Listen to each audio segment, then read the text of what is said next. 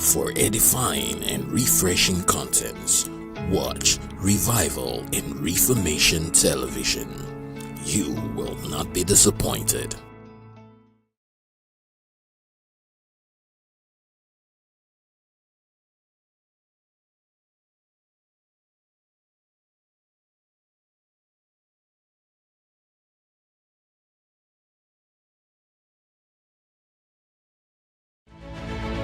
Welcome to Youth in National Revival with Dr. K.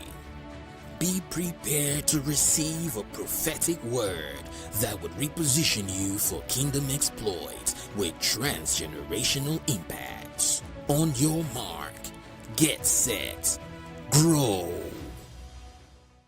Good morning, good afternoon, good evening from wherever you're watching us from. Once again, I welcome you to Youth in National Revival, and I'm your host, Olukayode Oyedepo. I want to believe that the last two episodes of Youth in National Revival has been quite explosive for you, has been impactful, and you've picked lessons. Unfortunately for you and me, we still have our guest here who is still going to help us dissect the scriptures further.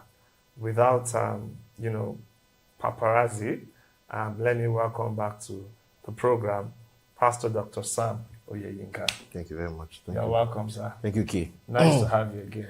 Yeah, I'm happy to be here. Had fun the last time. Thank God.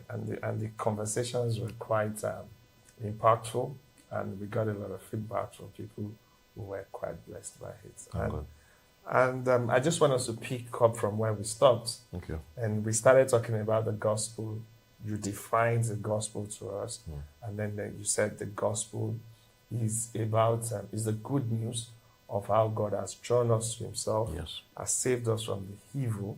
And you define that evil as sin, Yes. not poverty, not sickness, primarily. and all of those. Primarily, it is sin. Yes. And that the other things are found in common grace. Yes. And you said something that I would never forget, that the knowledge of God or the gospel of Christ elevates common grace. That's right. That's but right. it is not common grace. Yes, that's Thank correct. you. Times I'm a good student. So this is where we want to go into. And I just want us to follow the gospel story from the beginning of the Bible to the end of the Bible. We know we can't discuss everything, but let's just follow as the story goes. The gospel entails creation, then a fall, Yes. then a redemptive plan that spanned over a period of time. Started in Abraham, culminated in Christ. We are going through the process of renewal, and there is a final restoration That's coming. that is coming in the future. So my first question is creation. Let's go back to creation. What was God's original plan in creation? Okay. What was it? The most holy, perfect God, all glory be to God, in his beauty and perfect satisfaction, and his perfection in the Godhead, being a God of love, right? Who doesn't need anything to add to him, deemed it fit that he would create creatures, things outside of himself that would also benefit of his love, right? So that's why he decided to create all creatures, and then now created one entity in particular that bears his image. And the image is not as if we share the same essence with him, but we share a similar image, like in terms of an imitation of his of who he is. And that thing that we have in common with God is consciousness, awareness, ability to reason, to have an eternal conscious spirit that can reason and can relate. God wanted that because the Godhead is three persons in one being, and this one being has persons inside of the one being. So that was the image that God deemed fit to share with us, and so he created us. And so because of that ability to relate that he also gave us in the beginning, our first father and mother, Adam and Eve, had the privilege of relating with him. He would walk with them in the garden, and he gave them work to do to exert themselves, to manage his creation, and then, he would relate with them physically and, one-on-one with them. But our first parents, even though they were not under compulsion to do that evil, decided to do the evil of making a decision of disobeying God. And by disobeying God, they also signaled... You're already getting into fall. Okay, Yeah. sorry. I want us to take hits one after the other. Okay. Sorry. Two things maybe I should just put them together. You talked about why God created us, which is out of love. He wanted us to flourish. Yes. But the first question I'd like to ask is that I'm still talking about the intent for creation. Then we'll go into creation proper. Is that why he has foreknowledge? He's God. He knows that Adam and Eve were going to fall. He knew it then, right? Why did he still go ahead? If he's all-powerful, all-knowing, and he knows that there are some that would reject Christ, there are some eventually, and that people would... Why? He loves us so much. You said the creation is out of love, so why did he still go ahead? So, some matters are too high and too lofty for us. Who can really know the mind of God, who can instruct God, who can search into his heart like the prophets and the apostles would say. So there are some things that we cannot deign to be able to know the full details of exactly how the inner workings of the Godhead's reasoning is. But as far as he has revealed to us, some of the things that we can know is that creation itself was an act of love because God is love. Okay. Because being is better than non-being. To be able to enjoy the privilege of being, to know what good is and participate in good is a good thing in itself. Yeah. And so that in itself shows that God is very kind and God is very good to give us that privilege of participating in being. There's some kinds of nihilism and depression a person gets into that they feel like that they will say things like, I'd rather not have existed. But when they say that, they're not saying it in truth, even though they think they're saying the truth, but it's out of the corruption of the heart, like the heart has been injured, and so it is not functioning normally as it should. The truth is that is the reason why a child, before the child is jaded, is extremely happy to be. Children are full of life. They want to be. It's because a normal human being wants to be. Nobody wants to walk into the darkness or walk into non-existence. That day when we see Jesus again, and we see God again, and they ask us to choose between God and darkness, everybody will choose God. If they ask you to choose between this creation, of seeing the wonders and beauty of this creation, and not being, nobody will choose not being. But because of the brokenness of the world, sin has entered, and sometimes the sin weighs heavy on our hearts that makes us feel like as if being is not being is better than being. But it's not true. Being is better than being. Being is better than not being.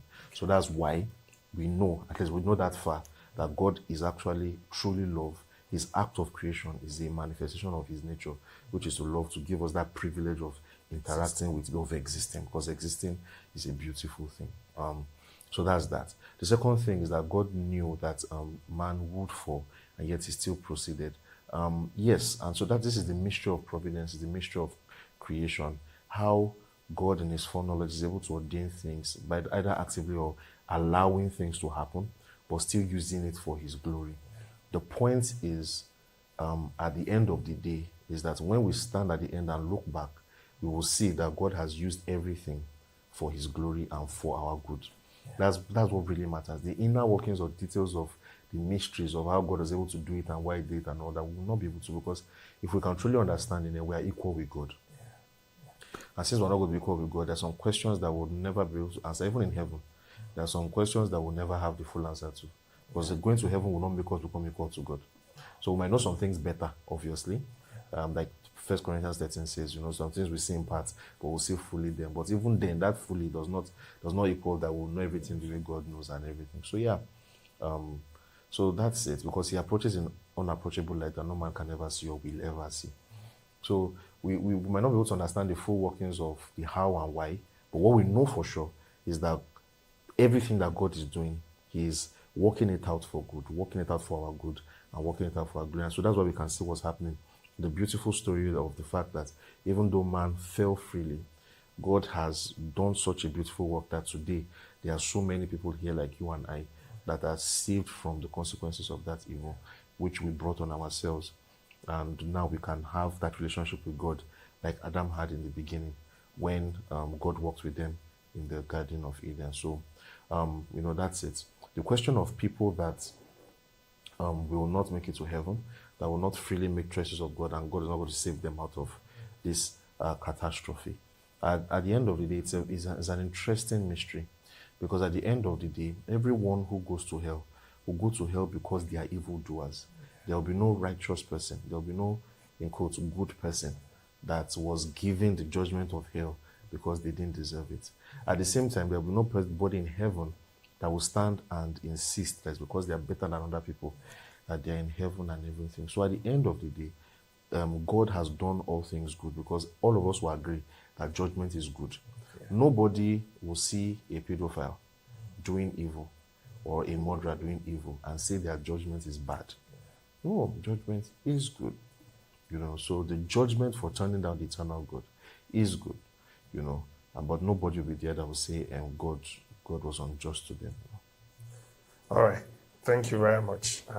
The second thing I will talk about is let's go into creation itself. Okay. It's a long journey, but I just want us to take our time with each one and answer as many questions as we can answer as we continue on the journey. So creation itself versus evolution. Mm-hmm. So there are people, of course, as Christians, we are creationists. You can't be a Christian and be an evolutionist. So the question is not whether we are creationists or not, but is there a role? Is there a room for evolution in as creationists to merge the two together? Because I heard some people saying that we can merge the two together, the evolution. So it's a very loaded question, because even in evolution, many times when people say evolution, they are thinking of Darwinism. And Darwinism is the theory that all creation, all things that we can see in the world today, comes from one ancestor. And that one small cell ancestor came from inanimate particles, non-life, abiogenesis, non-life. That non-life became life by pure chance and accident. And that non-life began to, over time, began to change and multiply and diversify till it reached all the complexity that we have in the world together. That is one theory of evolution. There are other theories of evolution. There is a theories of evolution called structuralism.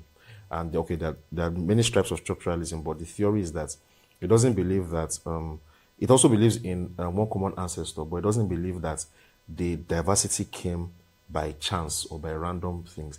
It believes that there are laws at work in nature that make it mandatory that life would come from non-life. That there are laws that are laws that are there, fundamental, that are making life to come out. So it's not random chance. It's not just things that happened anyhow, right? So that's number one. Evolution is not just Darwinism. There are many theories of evolution. Okay.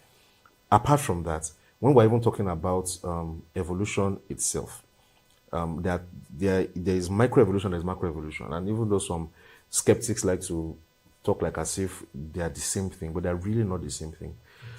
Because if you're going to get into biology of it, it gets very complicated, because there are many times that you see leaps in the way things happen, in the way things change, where creatures have entire body parts and organs that were not in their so-called ancestor.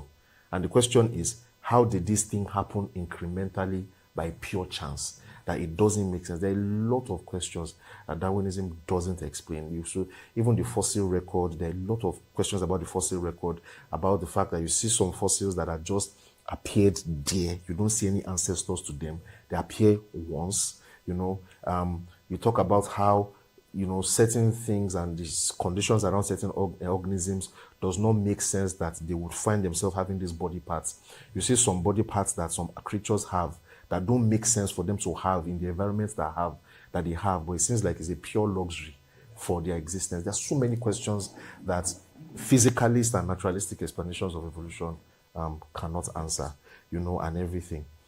So, and the reason why I'm making that distinction in between microevolution and macroevolution is that Microevolution talks about the fact that there are small changes in human beings. For example, in creatures. in creatures and human beings, small changes. Like, for example, you're a black person, you go and live in the UK for a long time, and because the sun is not hot, your skin starts getting a little bit lighter. That's a kind of evolution, microevolution. Some people will look at that and say, for your skin to have changed a little bit lighter like that, that means that if they leave you long enough, one day you develop wings. I know that sounds like I'm mocking another, but I'm just trying to explain for the layman that, okay, because my skin changed a little. For example, you say simple things like certain groups of people, like the Koreans back in the day, there's a time when, because of hunger and suffering and everything, they were not passing a particular height. But when technology began to improve and their food quality began to improve, all of them, their height increased generally and everything. That's okay. That kind of thing, that's okay. They've had some changes in them. And so because of that, if you give people long enough, eventually they can change to something else. You know, they say we put mosquitoes in a particular dungeon. Over time, they lost this ability. Because of that, eventually they can lead to a completely different organism. That is one of the reasons I'm trying to make that. Because we can see some small changes, does not necessarily mean that we have enough time or enough coincidences or chance to make those large changes. There's the reason I'm going through But wasn't that the adaptation instead of Yes, evolution? that adaptation. It's a form of change that they are saying if you adapt well enough, you can even change to a completely new organism. The reason why I'm saying all these things with respect to creationism is that if we're talking about the fact that if we're looking at the fundamental place where creationism and evolutionism, because there is some scientific evidence to show that animals change over time. What there's no evidence for is to say that animals started from nothing, from non-particle. What there's no evidence for is to say that all creatures started from one particular cell. But there is evidence that animals have some changes, that maybe lions 100,000 years ago were bigger or they were smaller, all those kinds of things. There is evidence that animals have some changes. That's that. So scientifically, there is some evidence for some kind of changes in organisms. But and this is where creationism and the theory of evolution, any of the theory of evolutions, no matter how you want to put it, this is where they're fundamentally incompatible. Where they are fundamentally incompatible is any kind of theory of evolution that insists that all the diversity of life that we have in the world today was not done by God. That it could have happened by itself, by chance. It is incompatible with creationism. Now, in theory, where are they compatible? So someone can believe in evolution and still believe that God created all things. How are they compatible? If the person believes that animals can change over time, and God uses those changes to create animals.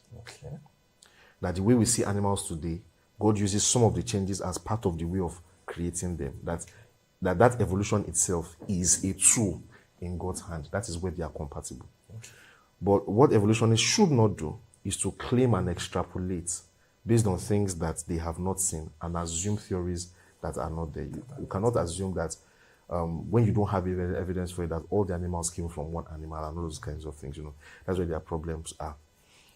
There's one place where there's place for creationists and evolutionists to have a lot of conversation and have to be merciful to each other, because we must both agree that on both sides, the mysteries of that moment where something came out of nothing is not privy to us. And so because of that, the revelation that we have, we must be merciful to ourselves in understanding ourselves. And what I mean by that is that the Genesis 1 account... Because we can't prove it to each other. Exactly. Everything is by faith. It's by faith, exactly. So Genesis chapter 1, for example, gives an account of creation.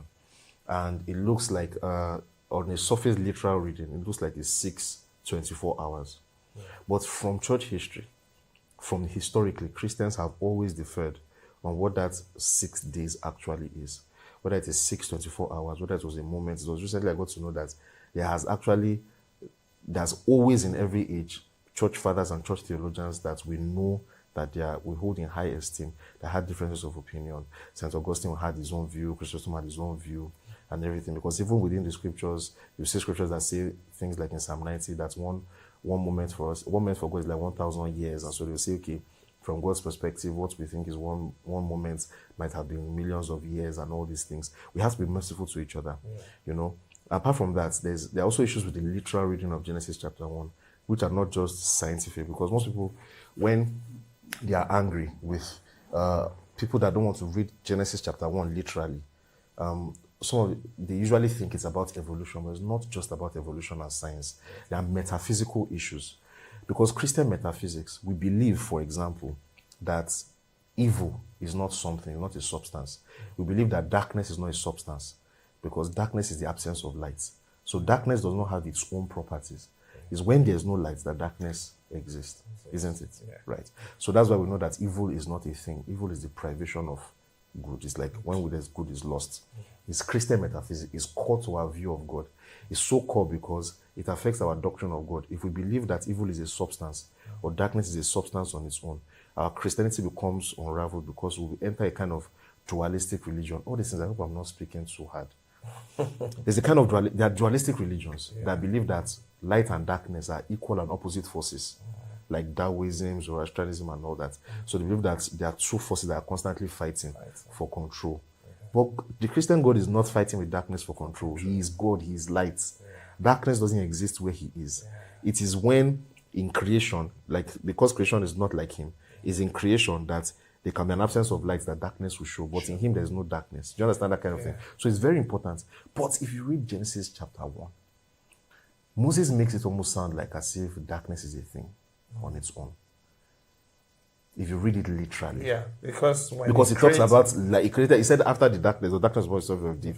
In verse 3 now talks about how he separated the light and the dark. How do you separate light and dark? As if light and dark are both substances of opposites of each other. And then later he now said he created light to rule the day and light to rule. And so in literal reading like that, you can say, he's supporting Zoroastrianism. No. So that's the reason why inherently it's not just about evolution. Reading Genesis chapter 1 literally has both empirical issues, it has metaphysical issues.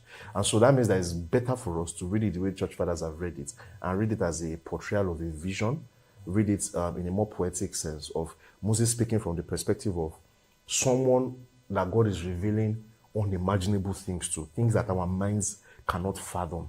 Because God is calling light out of darkness. God is calling something out of nothing. We are something. We cannot even truly imagine nothing. Human beings cannot truly imagine nothing. We can't. Have you tried before? Yeah. So we can't exactly. So in that moment, right, that thing, that vision, that revelation to Moses writes it as he sees it and all that. And maybe it might not be fair, just like the book of Revelation, to read it literally. And so we have mercy on each other. What is most important is, first of all, we must insist that God is the creator of all things. And admit that, okay, maybe God can use certain things to create things, fine. That's fine. But we must accept that God is all things. Any theory of evolution that is incompatible with that must throw out. Any theory of evolution that can imply it in any way, we throw it out. That's what I'm saying. All right. Final question on that. There are gap theorists that believe that was not the first creation. That there was a creation, and they prove it from scriptures, right? That God could not have created tohu bohu, which is the darkness, the null and void.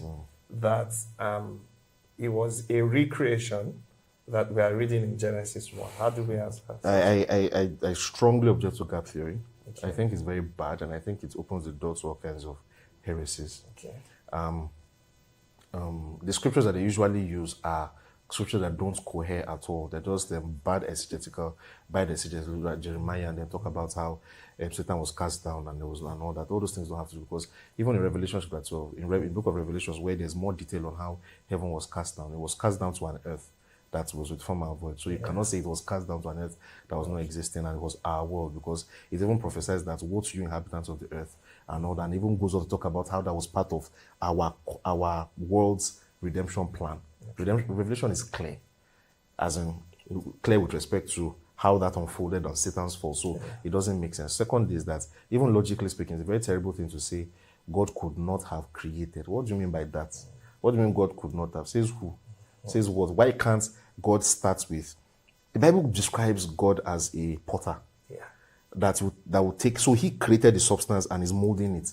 Why can't God create a world that is returned from a void and then mold it into this beautiful creation? From where do you say that God must start with? Something perfect. No. That's beautifully said. No, exactly. Like a painter, when a painter starts painting, it looks Exactly. everything looks Exactly. disorderly. Exactly. So but from that, it's why can't drawing that, out yes, beauty. beauty? So what can that be ex nihilo? So Yeah. we shouldn't say things that the apostles didn't teach it. Jesus didn't teach it. It's very recent. It's all these genetic things, the barely 100. These are very new theories, and that's why I want to just say this, please, brothers and sisters. It's right those who have the aptitude and the time. Do church history. Know the origin of doctrines. If a doctrine is new, if the apostles didn't teach it, if those that came after them in the 1st century, 2nd century, 3rd century, they didn't believe it, and the doctrine just started 100 years ago, after 2,000 years or after 1,100 years, chances are that it is wrong. There's no innovation in Christianity. Jesus and the apostles have taught us what we need to know. The prophets have spoken. Let us be careful of new doctrines. You know, so Before we leave creation, let's talk about what is trending presently, which is Billy Carson and Wes Off. yeah. You know, and Billy Carson was talking about how creation itself is biblical rendition of creation. Itself is a word for word copy It's a lie. of a particular the Ahura Mazda. Yeah, no, Ahura Mazda is a god. Illumino or something. Yeah, like the that. Eluma Elish. Yeah, the Enuma Elish. Elish. Yes. And Wes asked him that, okay, tell me what the See, similarities a lot are. of scholars have done work on this. We have to give credit to these guys. They've done a lot of work on this. They've done too much work for us to be insulting their work with this kind of bad ideas. And this is the thing. Satan is the father of lies. Yeah. Satan's only opposition to Christianity is lies. Yeah. The Enuma Elish and the biblical accounts don't look alike. They don't look alike. They actually. don't. If you read, you need to go and read it. I've read it myself. It doesn't look alike. They did not borrow from each other. Yeah.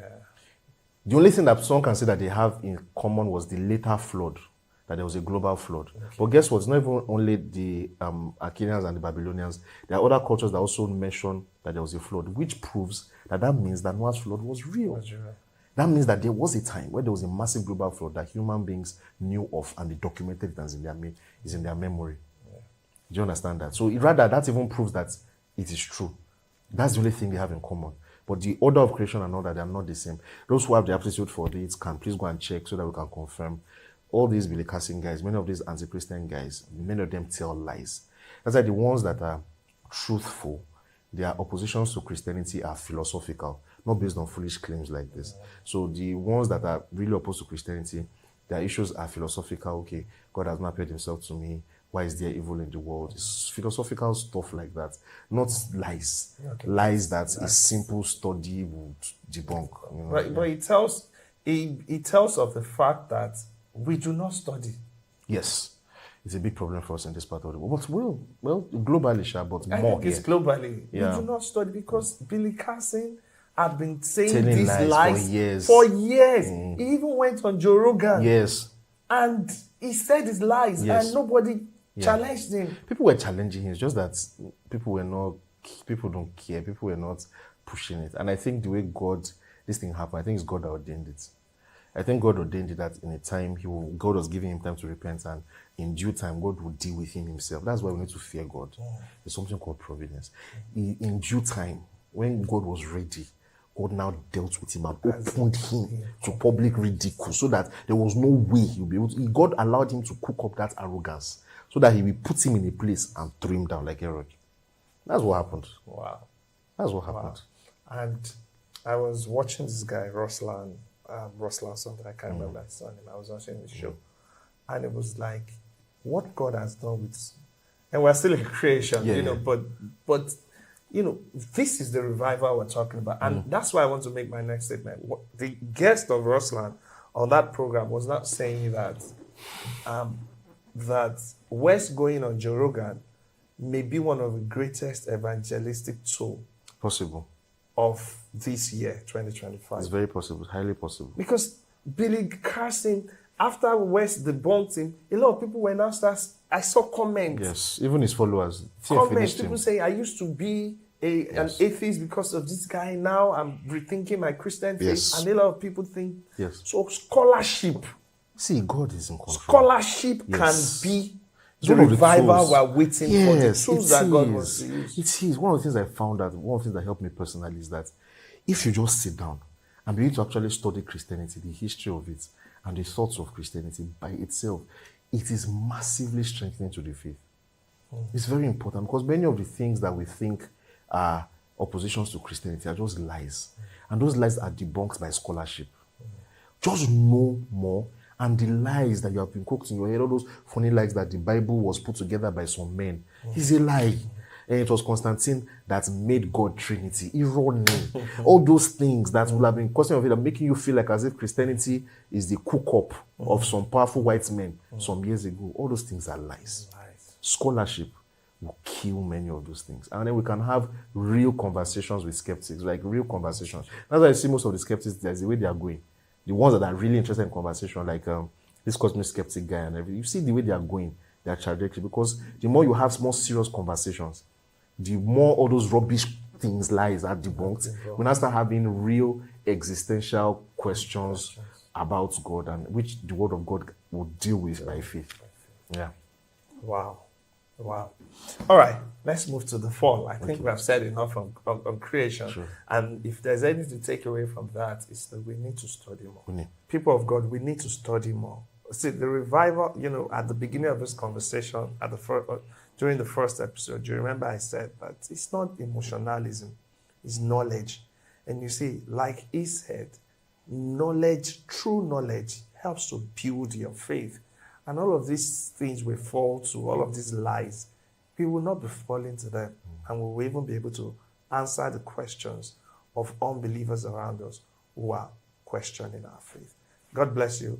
We'll see you in the next episode. Bye. Revival and Reformation Television welcomes you to 2025, a season of the knowledge of the Son of God and of the measure of the stature of the fullness of Christ. Stay tuned. God bless you. Dear friends, thank you for always watching Revival and Reformation TV. I want to use this opportunity to encourage you to keep watching. There are so many things that God has kept as gems in all of these programs for you, and you don't want to miss them at any point in time. Remember, you don't know the day of your visitation. Keep watching, keep believing, keep receiving, and the Lord is going to help you and going to lead you into all that He has in stock for you. God bless you.